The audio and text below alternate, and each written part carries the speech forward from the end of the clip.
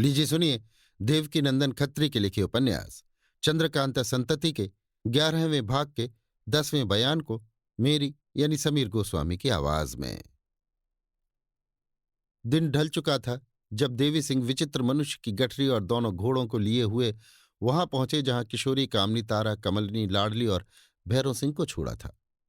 तीतर का शोरबा पीने से किशोरी कामनी और तारा की तबीयत ठहरी हुई थी और वे इस योग्य हो गई थी कि दीवार के सहारे कुछ देर तक बैठ सकें। अस्तु इस समय जब देवी सिंह वहां पहुंचे तो वे दोनों पत्थरों की चट्टान के सहारे बैठी हुई कमलिनी और भैरव सिंह से बातचीत कर रही थीं। वहां जंगली पेड़ों की घनी छाया थी, जिनकी टहनियां तेज हवा के झपेटों से झोंके खा रही थीं और पत्तों की खड़खड़ाहट की मधुर ध्वनि बहुत ही भली मालूम होती थी। जिस समय भैरव सिंह ने देखा कि देवी सिंह के साथ दोनों घोड़े नहीं हैं बल्कि एक गठरी भी है, वो उठकर आगे बढ़ गया और विचित्र मनुष्य की गठरी अपनी पीठ पर लाद कर कमलिनी के पास ले आया। उस समय सभी की आश्चर्य भरी निगाहें उसी गठरी की तरफ पड़ रही थी। दोनों घोड़ों को पेड़ से बांधकर जब देवी सिंह कमलिनी के पास पहुंचे तो उन्होंने अपने पास की गठरी खोली और सभी ने बड़े गौर से उस विचित्र मनुष्य के चेहरे पर नजर डाली। यद्यपि देवी सिंह ने उसके फटे हुए सिर पर कपड़ा बांध दिया था, मगर थोड़ा थोड़ा खून अभी तक बह रहा था। कमलिनी, इसे आप कहाँ से लाए और ये कौन है?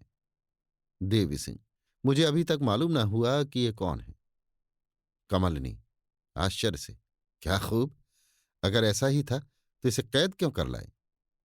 देवी सिंह, इसका किस्सा बड़ा ही विचित्र है। मुझे अब निश्चय हो गया कि भूतनाथ निस्संदेह किसी भारी घटना का शिकार हो रहा है, जैसा कि आपने कहा था।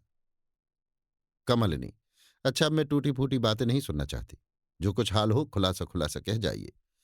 इस जगह पुनः उन बातों को दोहराना पाठकों का समय नष्ट करना है।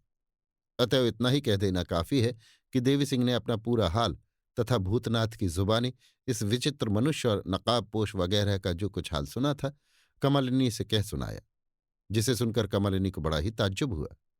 कमलिनी से भी ज्यादा ताज्जुब तारा को हुआ जब उसने सुना कि इस विचित्र मनुष्य के हाथ में एक गठरी थी जिसके विषय में ये कहता था कि इसके अंदर तारा की किस्मत बंद है, और गठरी घूमती फिरती किसी नकाबपोश के हाथ में चली गई।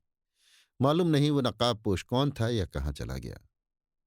कमलिनी तारा से, जब तुम्हारी किस्मत की गठरी इस आदमी के हाथ में थी तो मालूम होता है कि तुम इसे जानती भी होगी। तारा, कुछ भी नहीं, बल्कि जहां तक मैं कह सकती हूं मालूम होता है कि मैंने इसकी सूरत भी कभी नहीं देखी होगी। कमलिनी, ठीक है, इस समय इसके विषय में तुमसे कुछ पूछना भूल है, क्योंकि साफ मालूम होता है कि इस आदमी की सूरत वास्तव में वैसी नहीं है जैसी हम देख रहे हैं। जरूर इसने अपनी सूरत बदली है और इसके बाल भी असली नहीं बल्कि बनावटी हैं। जब वे अलग किए जाएंगे और इसका चेहरा धोया जाएगा तब शायद तुम इसे पहचान सको। तारा, कदाचित ऐसा ही हो।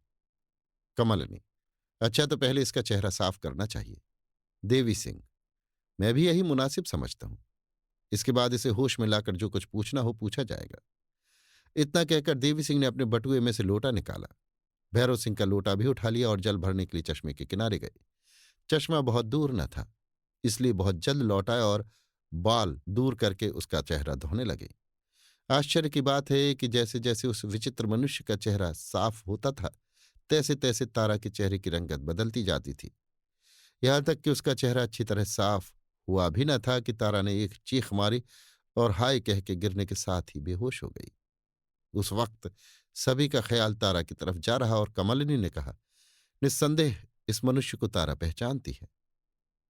उसी समय भैरव सिंह की निगाह सामने की तरफ जा पड़ी और एक नकाबपोश को अपनी तरफ आते हुए देखकर उसने कहा, देखिए, एक नकाबपोश हम लोगों की तरफ ही आ रहा है।